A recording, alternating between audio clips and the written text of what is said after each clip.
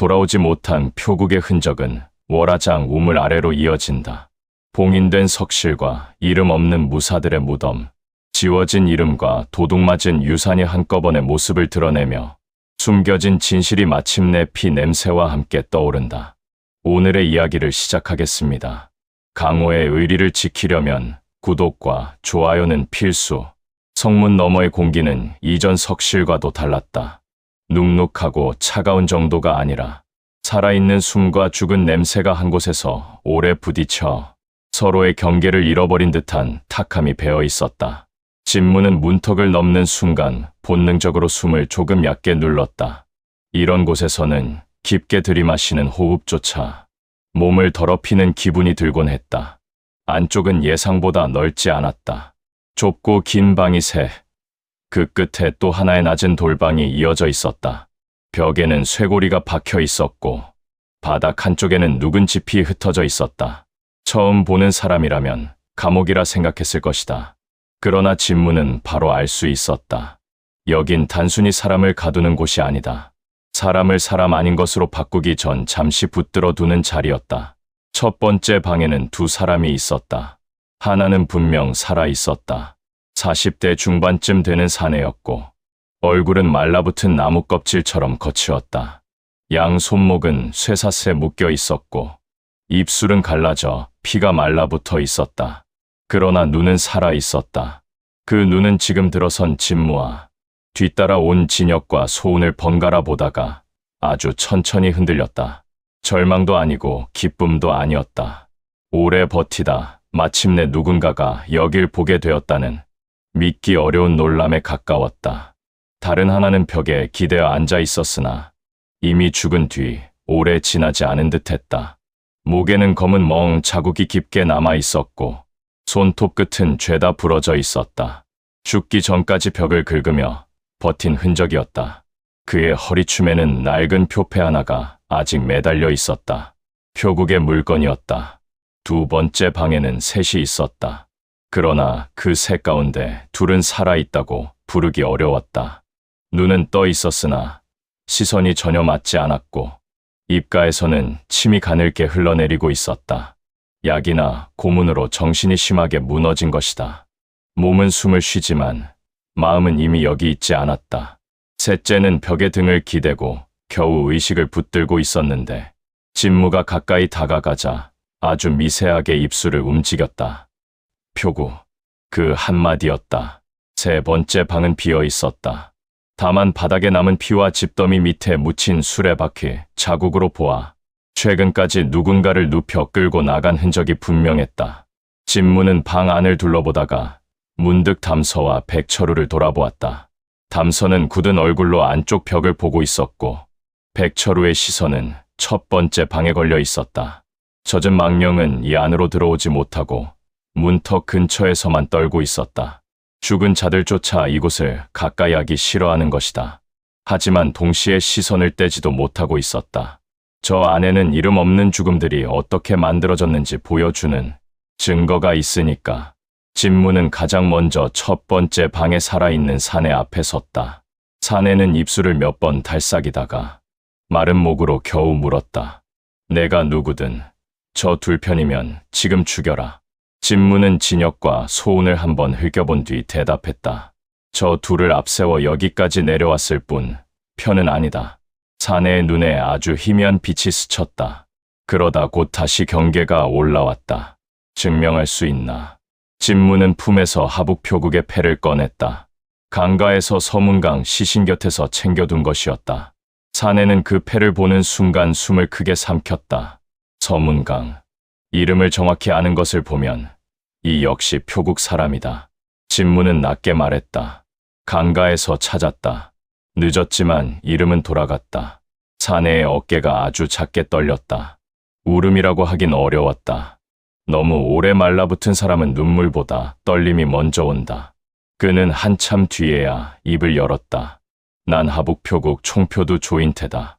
총표두. 진무의 눈빛이 조금 가라앉았다. 이것은 단순한 실종자 한둘의 문제가 아니다. 표국의 중심 인물까지 이곳에 갇혀 있었다면 강호에 떠돌던 여러 실종은 하나의 표행에서 시작되었을 가능성이 컸다. 그는 쇠사슬 상태를 빠르게 살폈다. 단단했으나 풀 수 없는 수준은 아니었다. 문제는 지금 곧장 다 풀어놓기에는 뒤가 어수선하다는 점이었다. 먼저 상황을 알아야 했다. 조인태는 그 시선을 읽은 듯 낮게 말했다. 당장 풀지 않아도 된다. 대신 들어라. 시간이 많지 않다. 진무는 고개를 끄덕였다. 말해라. 조인태는 갈라진 숨을 고르며 천천히 이야기를 꺼냈다.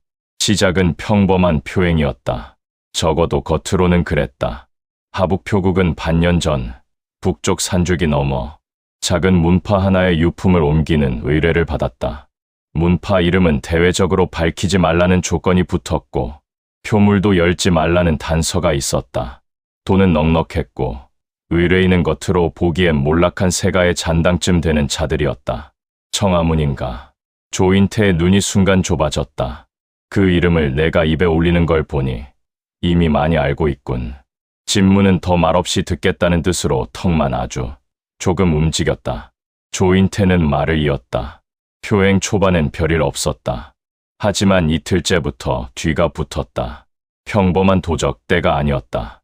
근적이 너무 깔끔했고 밤마다 길목의 표식 하나씩이 바뀌어 있었다. 누군가 우리 길을 알고 있었고 표물의 정체도 대강 짐작하고 있었다는 뜻이지. 난 바로 표두 둘을 따로 빼 경계를 세웠다. 그중 하나가 서문강이었다. 진무는 서문강의 패를 손안에서 가볍게 쥐었다. 죽은 자의 이름이 이렇게 살아있는 자의 입에서 다시 이어질 때 실종은 비로소 사건이 된다. 셋째 날 새벽, 우린 갈림길 하나에서 길을 잘못 들었다. 지금 생각하면 잘못 든 것이 아니라 누군가 유도한 거다. 표식이 바뀌어 있었다.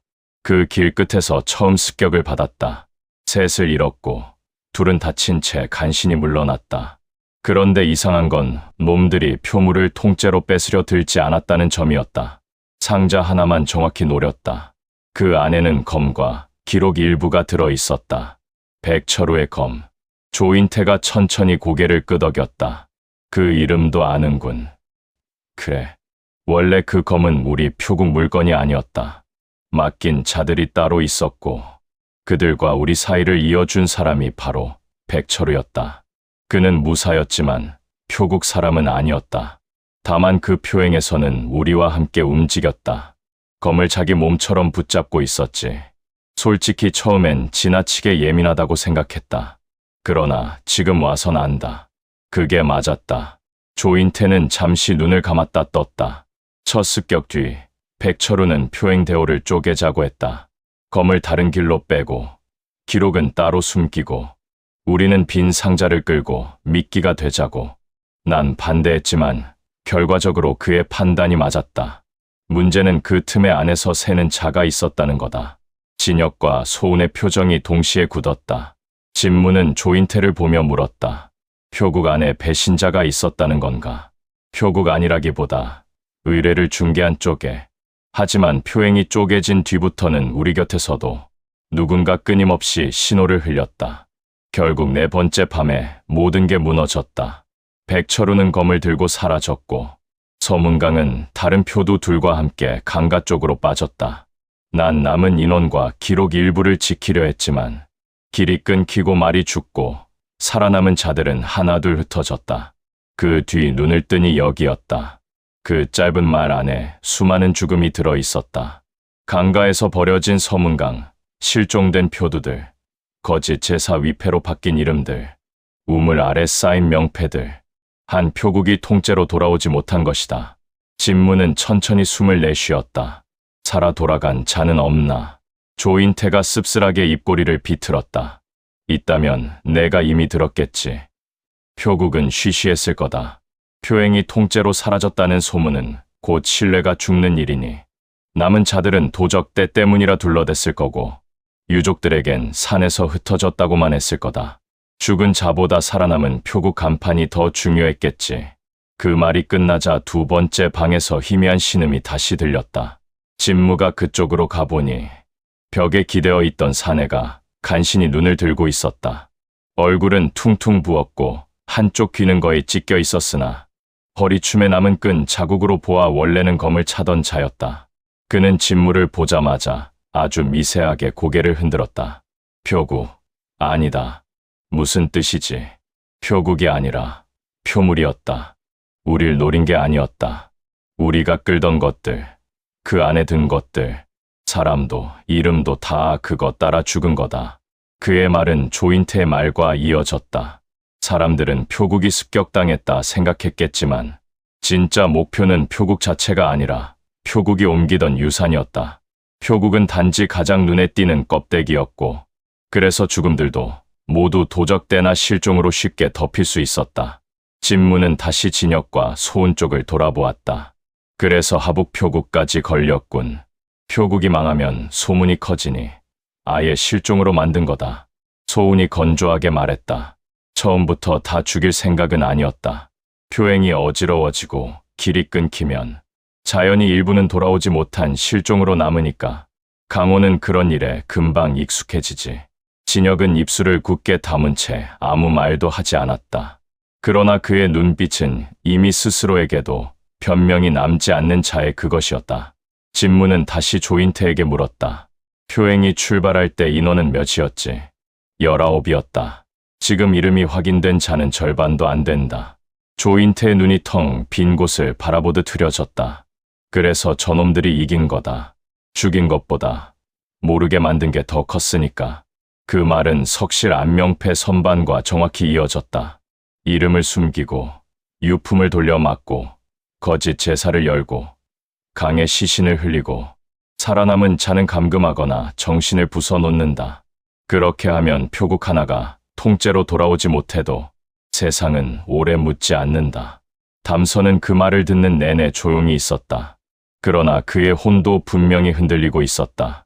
청화문의 유산을 둘러싼 싸움이 문파 제자들만 죽인 것이 아니라 전혀 다른 길을 걷던 표국 사람들까지 끌어들여 한 번 더 지워버렸다는 사실을 받아들이는 듯했다. 백철우는 허리에 빈자리를 쥔 채 두 번째 방에 누운 사람들을 오래 바라보았다. 자기 검 하나를 지키는 일 때문에 얼마나 많은 타인의 삶이 이 지하까지 끌려왔는지 죽어서야 모두 보게 된 것이다. 진무는 마침내 결정을 내렸다. 먼저 살아있는 자들을 꺼낸다. 소운이 비웃듯 말했다. 그렇게 쉬울 것 같나. 위에 경계가 있고 우물 통로는 좁다. 셋, 넷씩 한 번에 못 올린다. 그래도 꺼낸다. 진역이 처음으로 입을 열었다. 목소리는 갈라져 있었고 힘도 없었지만 분명했다. 늦었다. 몇은 이미 망가졌다. 위로 끌어올려도 제대로 살지 못할 거다. 진무의 눈빛이 얼음처럼 식었다. 살 수 있을지 없을지는 내가 정할 일이 아니다. 내 놈들이 정할 일은 더더욱 아니고 그 말에 진역은 더는 대꾸하지 못했다. 진무는 방 안을 빠르게 살폈다. 첫 번째 방의 조인태는 움직일 수만 있으면 걸을 수 있다. 두 번째 방에 벽 기대고 있던 자는 부축이 필요하지만 의식은 아직 있다. 문제는 정신이 무너진 둘이다. 그리고 지하 저장고에 남겨둔 청화문 제자 하나까지 합치면 당장 밖으로 옮겨야 할 산자가 넷이다. 한 번에 다 뺄 수는 없다. 그때였다. 백철우의 망령이 진무 곁으로 와서 아주 짧게 손짓했다. 환기구 쪽이 아니라 수로를 가리키고 있었다. 그리고 손바닥을 아래로 눌러 가라앉히는 신용을 하더니 다시 옆으로 길게 뻗었다. 물길 아래쪽 어딘가에 다른 통로가 있다는 뜻이었다. 진무는 곧장 수로 옆 돌바닥을 살폈다. 표면은 거칠었지만 한 군데만 유난히 마모된 홈이 남아 있었다. 누군가 무거운 것을 자주 끌고 다닌 자국이었다. 물살은 약했으나 꾸준히 한 방향으로 흘렀고 그 끝은 석실 아래쪽 어둠으로 사라지고 있었다. 소운이 그걸 보고 짧게 혀를 찼다. 거기까지 알아챘나? 진무는 그를 노려보며 물었다. 어디로 이어지지? 우물 바깥 배수로. 장원 뒤편 숲 아래로 빠진다. 원래는 시신을 내보내거나 짐을 빼돌릴 때 쓰던 길이지. 죽은 자들이 길을 보여준 셈이다. 살아있는 자가 갇힌 곳에서 빠져나갈 수 있는 길을 원래는 죽은 자를 버리던 통로가 알려주고 있다. 역설 같았지만 이상하게도 맞아떨어졌다. 진무는 조인태에게 말했다. 걸을 수 있나? 조인태는 쇠사슬에 찢긴 손목을 보더니 이를 악물고 고개를 끄덕였다. 기어가더라도 간다. 좋다. 먼저 널 보낸다. 저 둘도 함께 데리고 나가야 한다. 벽 기대고 있던 표두는 간신히 웃었다. 정말 바깥으로 나갈 수 있나? 진무는 짧게 대답했다. 죽지 않았으면 나간다. 그는 곧바로 쇠사슬을 끊고 두 번째 방 문을 열어 정신이 멀쩡한 표두부터 끌어냈다. 정신이 망가진 둘은 움직임이 느리고 눈도 맞지 않았으나 몸은 아직 살아있었다. 다행히 진혁과 소은 모두 이 상황에서 함부로 등을 보일 수는 없었다. 둘 중 누구도 지금 진무를 자극해 목숨을 잃고 싶지는 않았기 때문이다.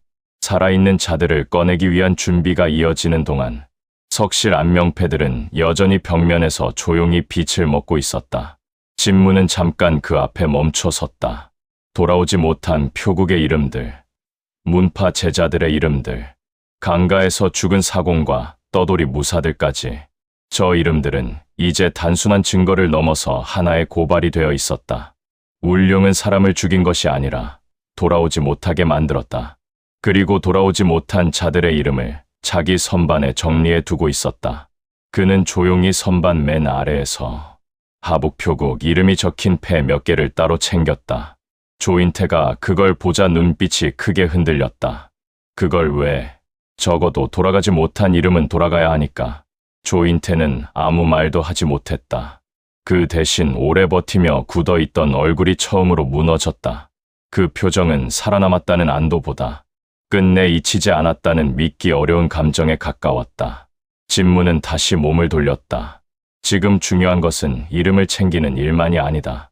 살아있는 자들을 먼저 밖으로 빼야 한다.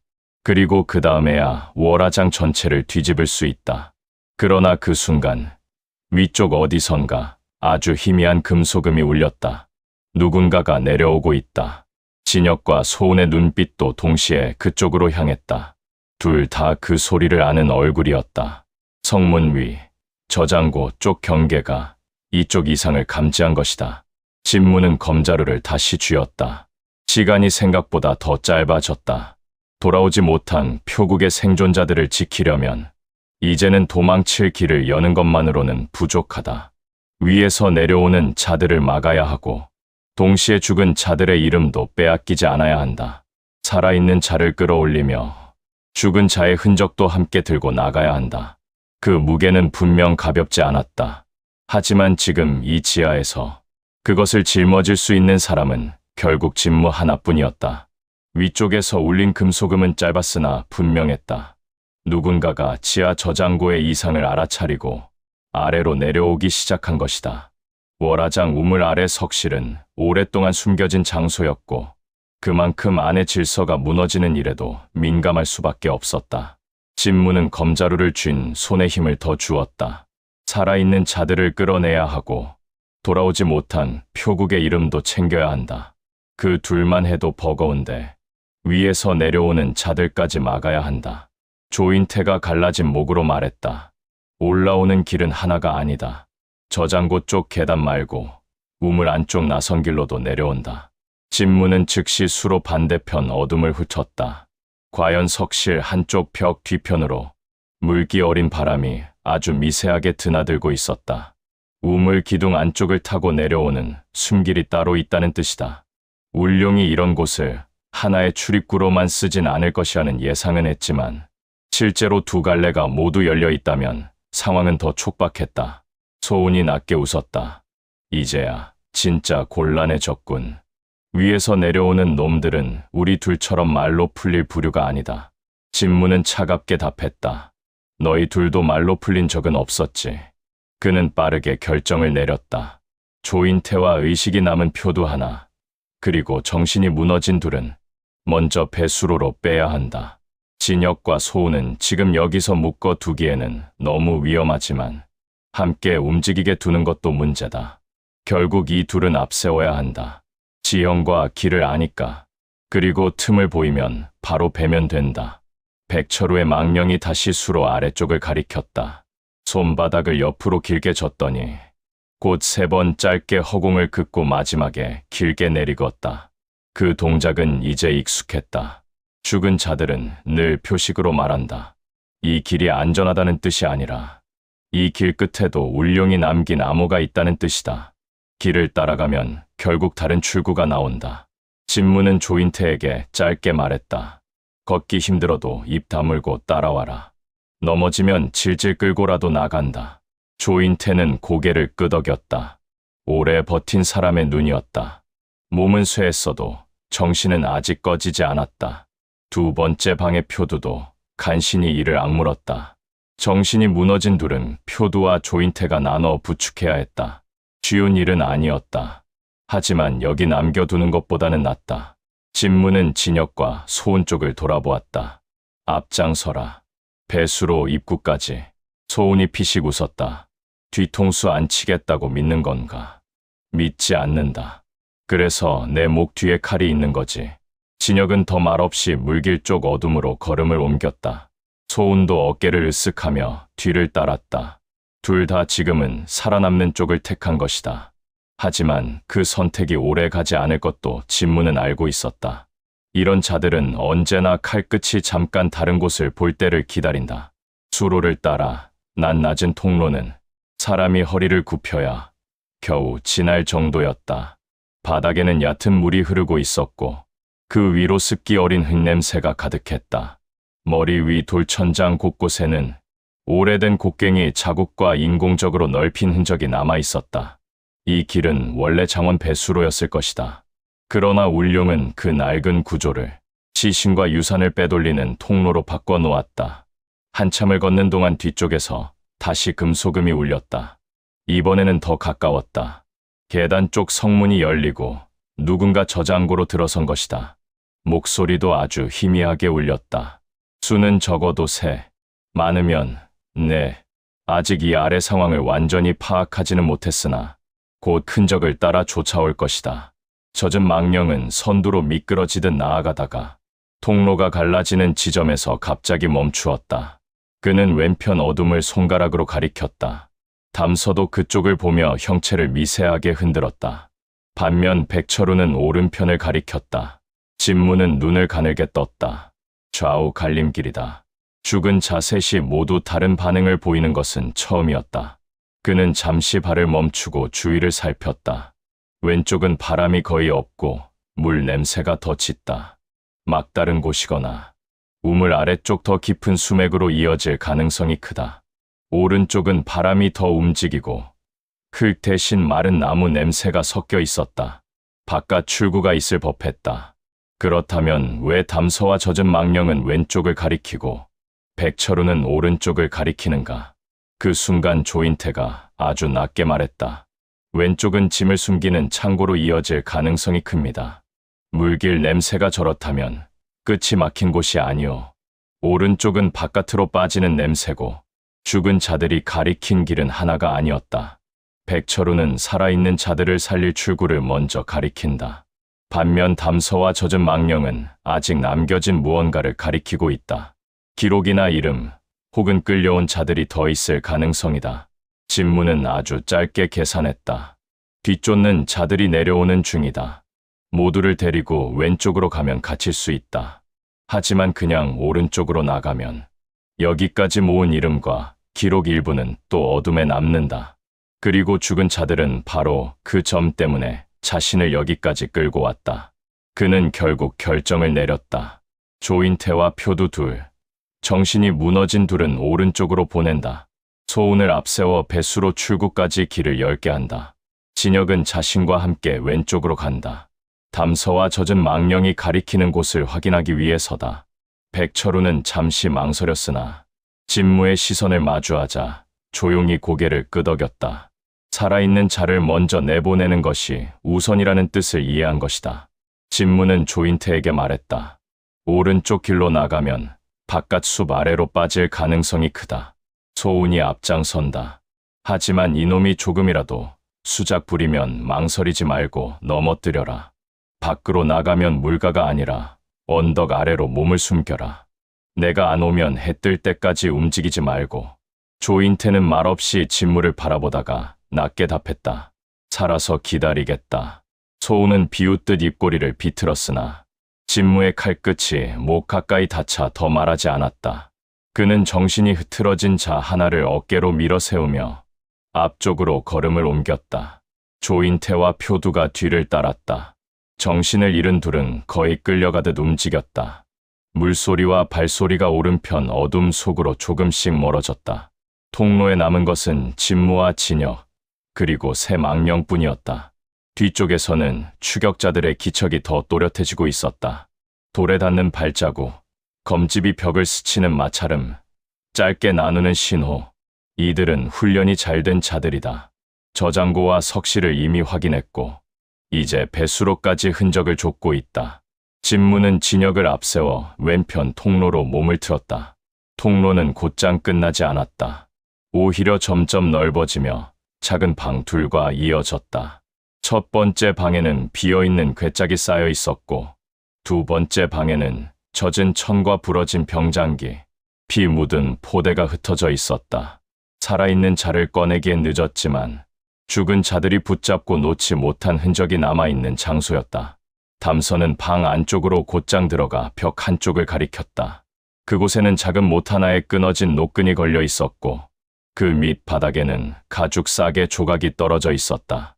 진무가 그것을 집어들자 손끝에 익숙한 감촉이 닿았다. 비급 표지를 감싸던 종류의 가죽이었다. 청아문 비급 일부가 이 방을 거쳤다는 뜻이다. 젖은 망령은 그 옆 바닥에 젖은 얼룩과 깨진 목패, 조각 쪽을 가리켰다. 진무가 주워보니 이름은 완전히 익히지 않았으나 성씨 하나와 표국 문양 일부가 남아있었다. 하북표국 소속 누군가다. 이 방에서 한 번 더 이름이 부서진 셈이다. 진혁은 그 장면을 보며 입을 굳게 다물고 있었다. 진무는 차갑게 물었다. 이 방을 뭐 했었지?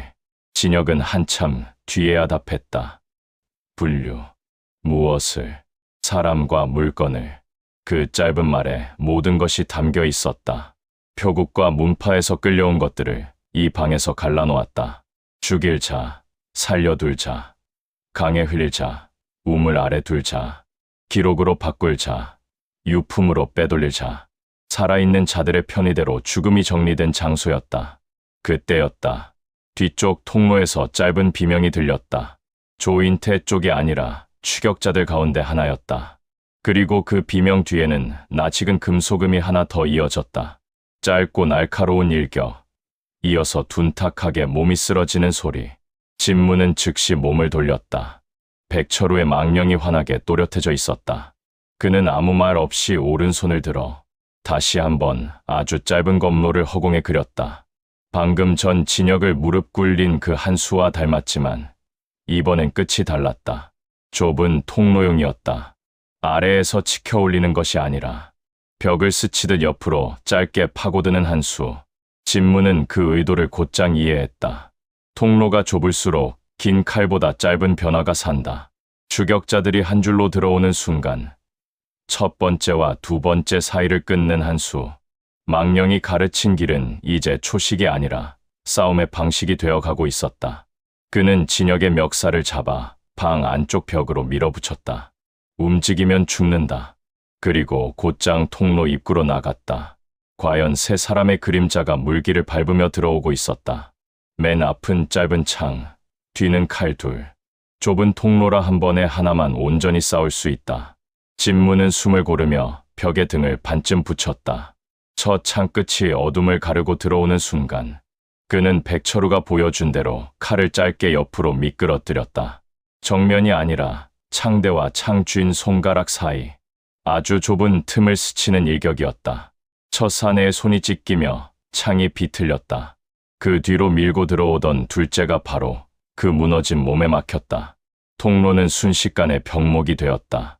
진무는 망설이지 않고 첫 사내의 어깨를 걷어차 뒤로 밀었다. 둘째와 셋째가 함께 얽혀 넘어졌다. 좁은 곳에서 수가 많은 쪽이 오히려 서로의 칼을 방해하는 순간이다.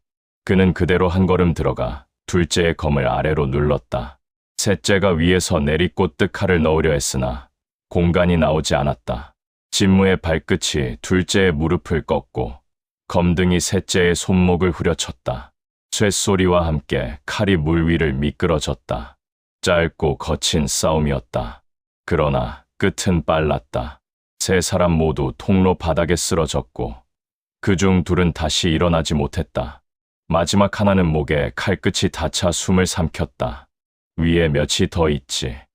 사내는 이를 악물었다가 말했다. 네, 우물길 둘, 저장고 둘, 지하 밖은 모른다. 지금은 안쪽 회수가 먼저라 들었다. 회수. 진무는 그 말이 뜻하는 바를 알고 있었다. 살아있는 자가 아니라 기록과 검, 명패와 비급을 먼저 회수하라는 뜻이다. 울룡에게 가장 중요한 것은 언제나 사람이 아니라 그 사람이 쥔 것이었다. 그는 사내를 기절시키고 방 안으로 돌아왔다. 진혁은 벽에 기대 선 채 더 말이 없었다. 담선은 바닥의 가죽 조각 앞에 여전히 서 있었고 젖은 망령은 깨진 목패 조각을 떠나지 못했다. 백철우는 통로 입구에서 아주 잠깐 형체를 고르게 한 뒤 다시 안쪽 벽을 가리켰다. 벽.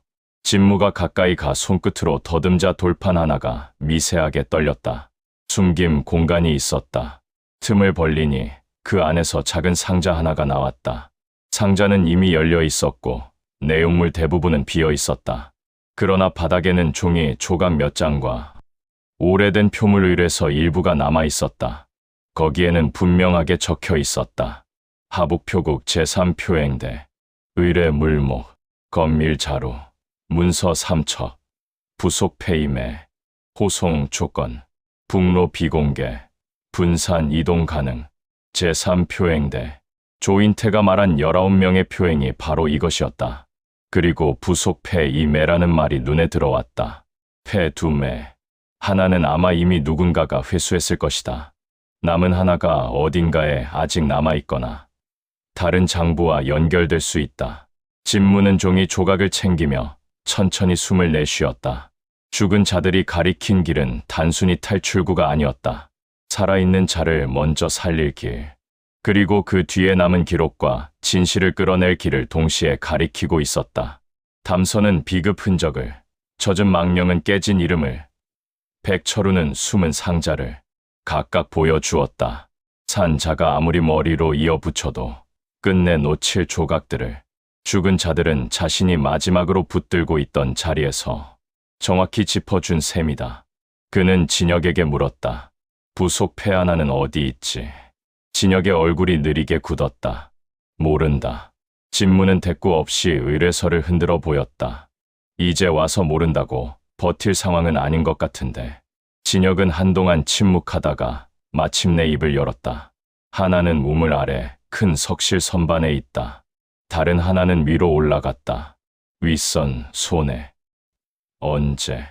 백철우 검 조각이 회수된 날. 그럼 아직 멀리 가진 않았겠군. 진혁은 씁쓸하게 말했다.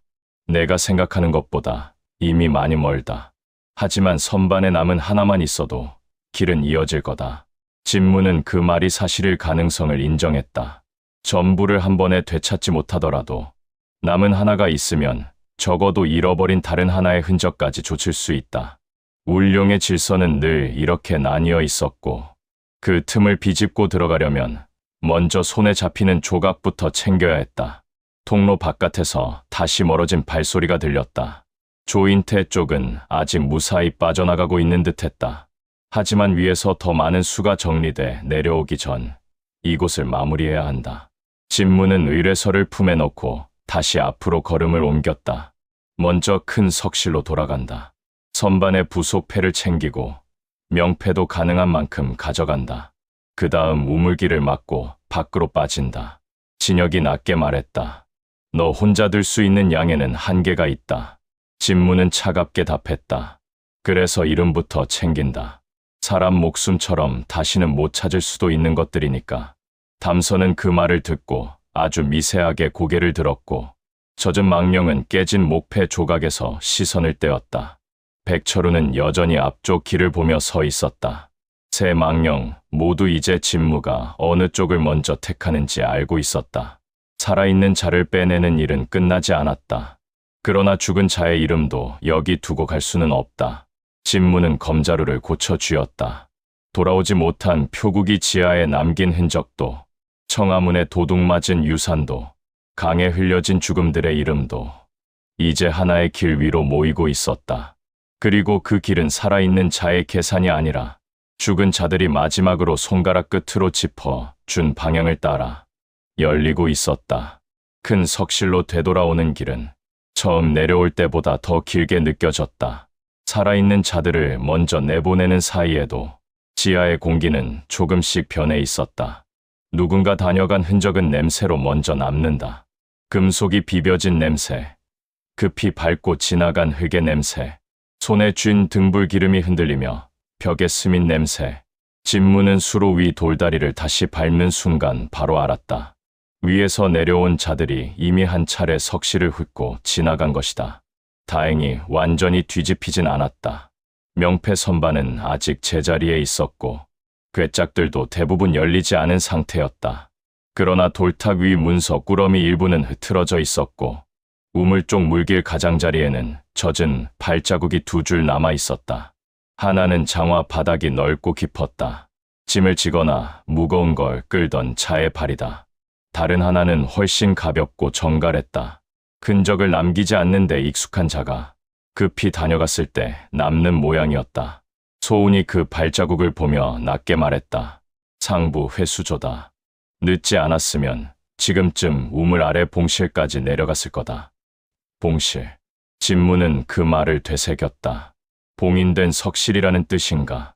진혁이 마지못해 입을 열었다. 우물 아래 큰 석실이 끝이 아니다. 더 밑으로 내려가는 봉실이 하나 더 있다. 원래는 장원 창고와 무관한 옛 석굴이라 들었다. 울룡이 나중에 막아두고 쓰기 시작했지. 무엇을 위해? 진혁은 시선을 피했다. 유산과 기록 중에서도 바로 넘기지 못하는 것들, 또는 죽여도 흔적이 남는 것들. 그 대답은 불쾌할 정도로 분명했다. 위쪽 석실이 이름과 유품과 문서의 정리 장소라면 봉실은 그보다 더 깊고 더 숨겨야 할 것을 가두는 자리다. 진무는 명패 선반 앞으로 다가가 하북 표국 관련 패를 먼저 챙겼다. 조인태와 돌아오지 못한 표두들, 서문강, 이름이 흐려진 두 패까지. 그 옆에서 젖은 망령이 다시 한번 자기 이름패를 가리켰다.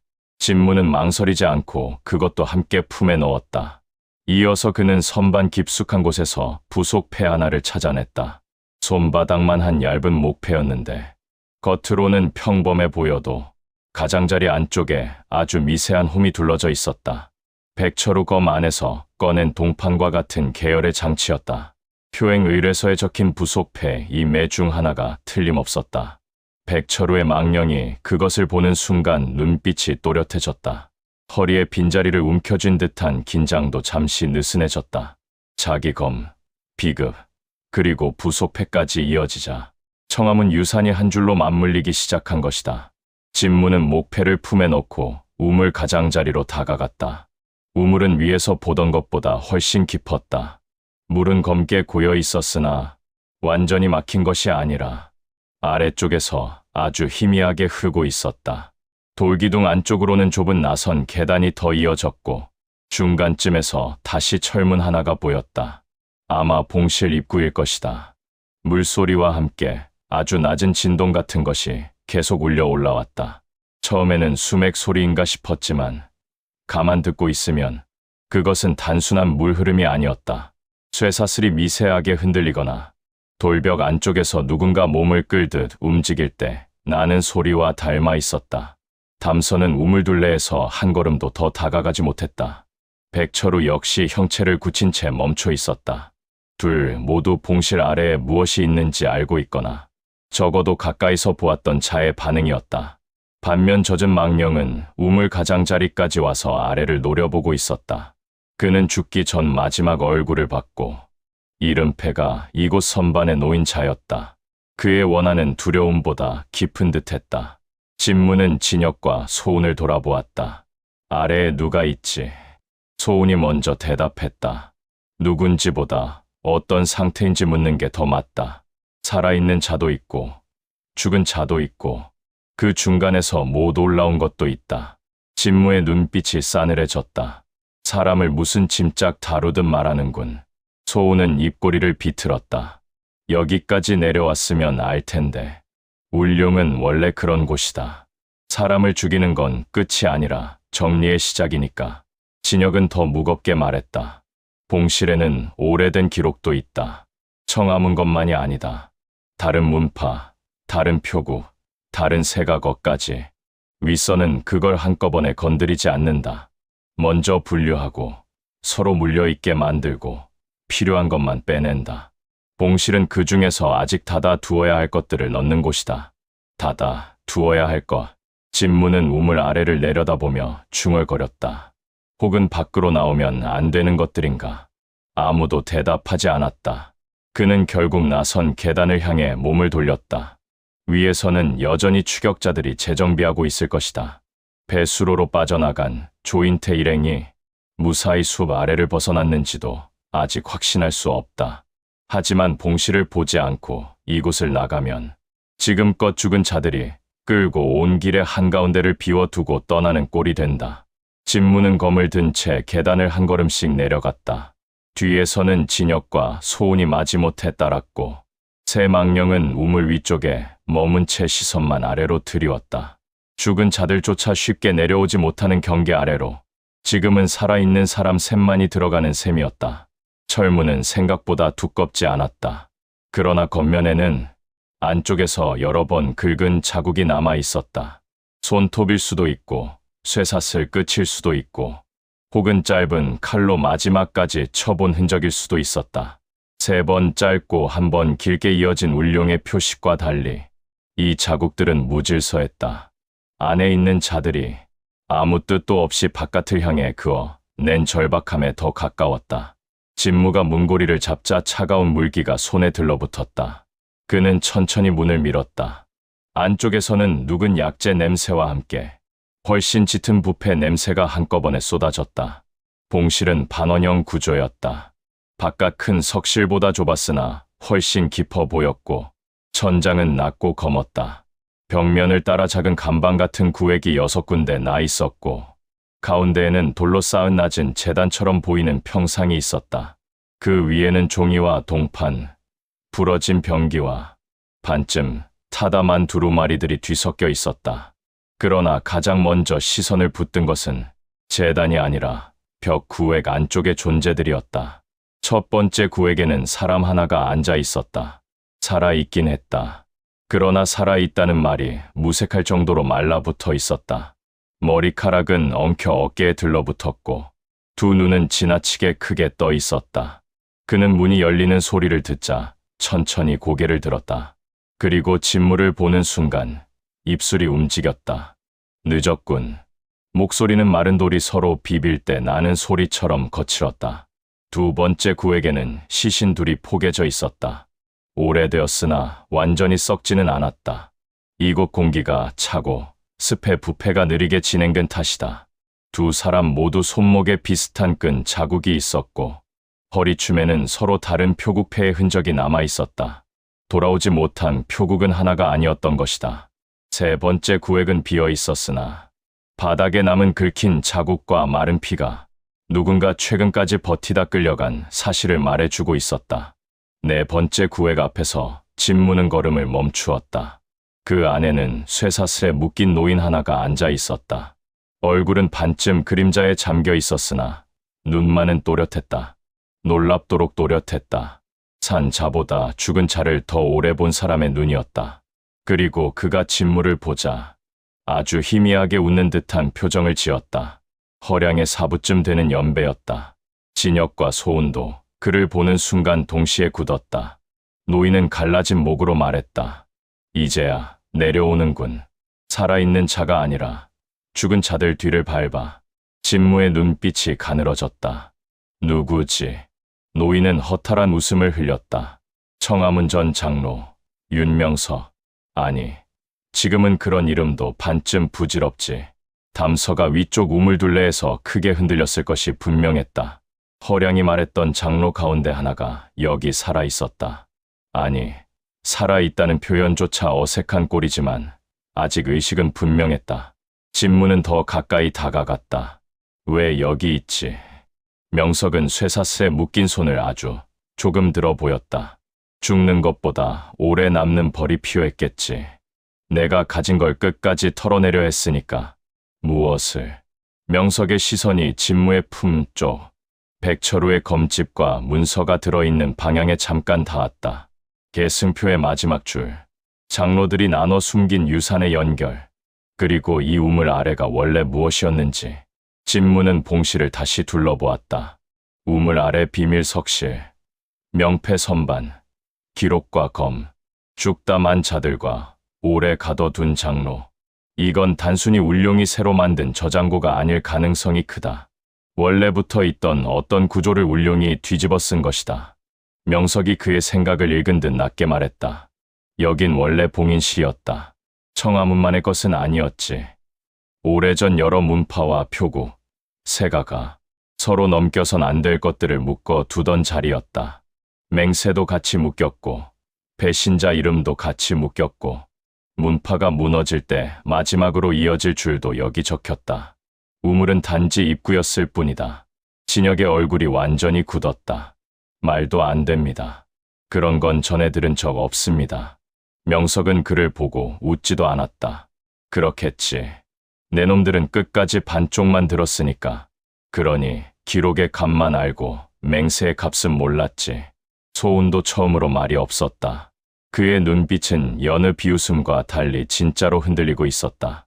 둘 다 울룡에 붙어 청함은 유산을 쫓았지만 그 유산이 원래 어떤 약속과 봉인 속에 있었는지까지는 몰랐던 것이다. 진무는 물었다. 그럼 왜 봉인됐지? 명석은 한동안 침묵하다가 아주 낮게 답했다. 강호에는 죽이면 끝나는 것과 죽여도 남는 것이 있다. 사람은 죽이면 끝난다고 믿는 자들이 많지만 이름과 계승과 배신은 죽여도 남는다. 그래서 옛 장로들은 그런 것들을 한 곳에 봉했다. 함부로 쓰지 못하게, 함부로 꺼내지 못하게. 문제는 봉인을 지키던 자들부터 먼저 썩었다는 거지. 그 말은 이 모든 사태를 너무 정확히 설명했다. 울룡은 겉에서 갑자기 생겨난 집단이 아니라 원래 봉인을 다루고 감시하던 구조가 뒤틀려 변한 결과일 수도 있었다. 봉인할 줄은 알았으나 지킬 줄은 모르는 자들. 기록의 무게보다 그 값만 아는 자들이 모이면 이런 꼴이 되는 것이다. 진무는 명석의 쇠사슬을 살폈다. 다른 감방들과 달리 이 노인의 구획은 자물쇠가 아니라 안쪽 기혈을 누르는 못과 약물 자국이 함께 남아 있었다. 오래 살려두기 위한 방식이다. 왜 아직 안 죽였지? 명석은 쓰게 웃었다. 내 머릿속에 남은 줄이 마지막이었으니까. 장로 명단과 검맥 연결, 그리고 봉인을 여는 순서. 내 놈들 품에 든 동판과 부속 패만으로는 아직 반쪽이다. 그래서 살려둔 거다. 아니, 죽이지 못한 거지. 진무는 손을 늦추지 않고 다시 주변을 살폈다. 제단 위 뒤섞인 물건들 가운데 흰 천에 감싼 얇은 꾸러미 하나가 눈에 띄었다. 풀어보니 그 안에는 남은 부속 패 하나가 들어있었다. 의뢰서에 적힌 두 매 중 마지막 조각이다. 그리고 그 옆에는 작은 철곽 속에 검은 실로 묶인 명단 하나가 눌려 있었다. 명단 첫 줄에는 청아문, 둘째 줄에는 하북표국, 셋째 줄에는 이름조차 처음 듣는 소세가 둘, 그리고 마지막에 짧게 적힌 말이 있었다. 우물 아래 봉인 공서, 봉인 공서, 여러 문파와 표국이 함께 묶은 약속의 기록이라는 뜻일 것이다. 진무가 그것을 집어드는 순간 봉실 안 공기가 미세하게 흔들렸다. 바깥 큰 석실과는 달랐다. 이곳은 오래된 약속과 배신, 이름과 유산이 너무 오래 겹쳐 눌린 자리다. 살아있는 사람이 그 중심을 건드리면 죽은 자들의 기운도 따라 흔들릴 수밖에 없다. 위쪽 우물둘레에 남아있던 담서와 백철우, 젖은 망령의 시선까지 동시에 아래로 쏠리는 것이 느껴졌다. 명석은 그 떨림을 느낀 듯 눈을 감았다 떴다. 이제야 다 모이는군. 무엇이? 죽은 자들이 못 내려놓은 것들. 그 말이 끝나자 봉실 맨 안쪽 어둠에서 아주 낮은 소리가 났다. 마치 누군가 오래 닫힌 상자를 안에서 천천히 긁는 듯한 소리였다. 진무는 곧장 검을 세우고 그쪽으로 몸을 돌렸다. 진혁과 소운도 반사적으로 뒤로 물러섰다. 두 사람 얼굴에서 처음 보는 종류의 경계가 드러났다. 상대를 죽이려는 긴장이 아니라 여기서만큼은 자기들도 바깥 사람이라는 것을 깨달은 자의 경계였다. 어둠 속에는 마지막 구획 하나가 더 있었다. 지금껏 그림자에 묻혀 보이지 않던 자리였다. 낮은 쇠살문이 달려 있었고 안쪽은 이상하게도 더 차가웠다. 그 앞 바닥에는 마른 피로 그어진 듯한 원형 자국이 둘러져 있었다. 봉인 흔적이었다. 진무는 명석에게 물었다. 저 안엔 뭐가 있지? 명석의 눈빛이 그쪽으로 향했다. 이번에는 노장로의 얼굴에도 아주 희미한 두려움이 스쳤다. 원래는 없었어야 할 것. 무슨 뜻이지? 울룡이 봉인을 깨고 안에 손을 넣은 뒤부터 안과 밖의 경계가 이상해졌다. 죽은 자 이름을 너무 오래 모으고 살아있는 자 숨을 너무 오래 가두면 가끔 사람과 기록 사이 어딘가에 애매한 것이 남는다. 죽은 것도 살지 않은 것도 아닌 것. 저 안에는 그 흔적이 남아있다. 진무는 그 말이 좋지 않다는 것을 충분히 알았다. 그러나 이미 여기까지 내려왔다. 봉실의 의미도 도둑 맞은 유산의 실체도 돌아오지 못한 표국의 끝도 다 이 아래와 연결돼 있다. 마지막 구획을 보지 않고는 밖으로 가져갈 진실도 반쪽일 것이다. 그는 아주 천천히 마지막 쇠살문 앞까지 다가갔다. 살문 너머 어둠 속에서는 누군가의 호흡이 들리는 것 같기도 하고 전혀 아닌 것 같기도 했다. 물속에서 멀리 들리는 숨과 닮았고 오래된 종이 틈새로 바람이 새는 소리와도 닮았다. 분명한 것은 하나였다. 저 안에는 지금까지의 실종과 이름 도둑질, 기록 회수와 제사 조작이 모두 뒤엉켜 남긴 찌꺼기가 살아있는 형태를 흉내내고 있다는 점이다. 진무는 검을 더 단단히 쥐었다. 봉인된 우물 아래는 단순한 저장고가 아니었다. 살아있는 자들이 죽은 자의 목까지 계산하고 봉인하려 든 끝에 결국 무엇도 온전히 묻히지 못한 자리였다. 유산은 도둑 맞았고 이름은 묶였고 사람은 반쯤 죽은 채 남았다. 그리고 그 모든 끝에 이제는 무엇이라 부르기조차 어려운 것이 어둠 속에서 숨을 쉬고 있었다. 그는 마지막으로 숨을 고른 뒤 쇠살문에 손을 얹었다. 이제 문을 열면 되돌아가기가 더 어려워질 것이다. 하지만 여기까지 와서 멈춘다면 죽은 자들이 가리킨 길은 결국 반쪽짜리 진실로 끝나고 만다. 진무는 더 망설이지 않았다. 천천히, 아주 천천히 쇠살문을 밀어 열었다.